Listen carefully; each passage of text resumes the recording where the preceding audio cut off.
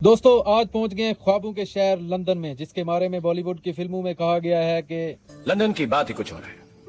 बड़े बड़े लोग, बड़ी बड़ी बातें, बड़ी बड़ी सड़कें, बड़ी इमारतें, एंड ट्रफालगर स्क्वायर, पिजन्स, कबूतर, रानी का महल, और जिधर देखो बस चहल पहल। लो जी दोस्तों, ਅੱਜ ਅਸੀਂ भी पहुंच गए हैं ख्वाबां ਦਾ शहर लंदन ਦੇ ਵਿੱਚ।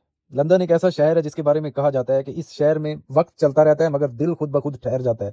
जब आप यहाँ आते हो तो आपको ये चीज वाकई सच लगती है। सुबह की रोशनी में जब बिग बैंग की आवाज फिजा में गूंजती है तो यूं महसूस होता है जैसे सदियों पुरानी तारीख आज भी जिंदा होकर सांस ले रही हो। ये सिर्फ एक घड़ी नहीं, ये वक्त की पहचान है। कदम आगे बढ़ते हैं और सेंट्रल लंदन की खूबसूरत गलियां एक अलग ही दुनिया में ले जाती हैं। पुरानी इमारतों के दरमियान चलते हुए कभी मसरूफ सड़कें, कभी खामोश मोड़, और हर गली अपनी एक अलग वाइब रखती है।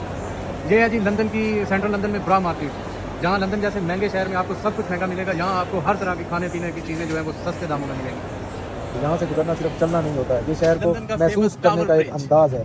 फिर आ जाता है भाई सामने टावर ब्रिज।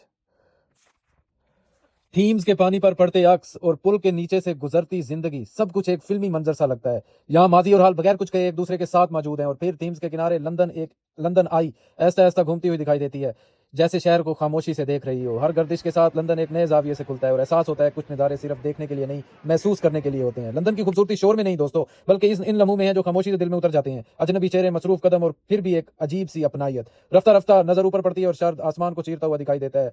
द श्राड, शीशे की वो बिल्डिंग, वो ख्वाब जो शहर को एक नए जाविये से देखने का हौसला देता है। जैसे जैसे बुलंदी बढ़ती है वैसे वैसे शहर नीचे सिमटता जाता है और ख्यालात फैलते जाते हैं।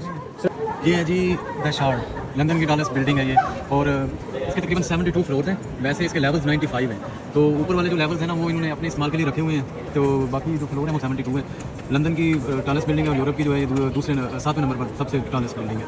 और इसका नाम शार्ड इसलिए रखा गया है क्योंकि ये जो है शीशे के टुकड़े से बनी हुई बिल्डिंग है। ये आप देख सकते हैं, डिज़ाइन ऐसे है जैसे शीशे के टुकड़ों से बना हुआ। चलो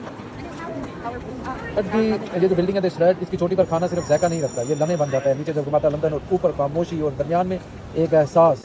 इस वक्त भाई हम बैठे हैं the shard student 35th floor के ऊपर, तो यहाँ से आपको व्यू कराते हैं। ये आप देख सकते हो सामने लंदन ब्रिज भी नजर आ रहा है।